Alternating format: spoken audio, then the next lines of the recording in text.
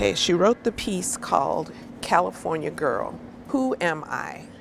Why am I important? What difference can I make?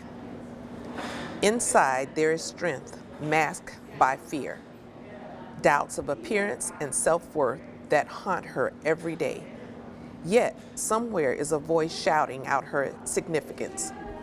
She does not hear it. She has become deaf. Brittany Cottrell was a senior at George Mason University.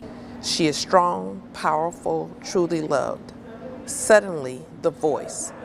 For the first time she hears. She listens. Love yourself, California girl. Love yourself because they will not. Love your smile, your hair, your breast. Love your soul, your heart. Embrace you, and you will never be alone.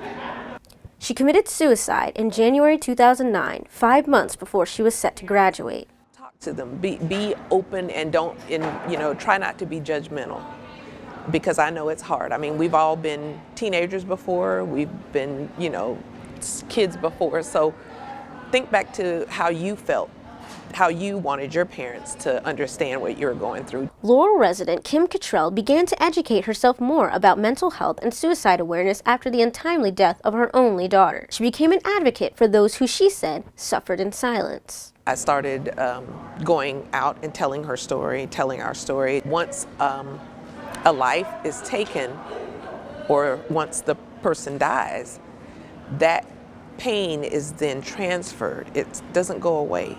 She said her daughter was dealing with depression and anxiety, but she had no idea that she was going through a struggle with mental illness. This human trafficking, the suicide, none of this stuff, it doesn't discriminate. It crosses all borders, it's everywhere. So I think we need to start coming together as a community, as a world, and try to figure out how we can help combat some of this. The average age of a person to be targeted for human trafficking is between the ages of 12 and 14 years old. Many parents here have the same questions. How do I keep my children safe? What are the signs of poor mental health?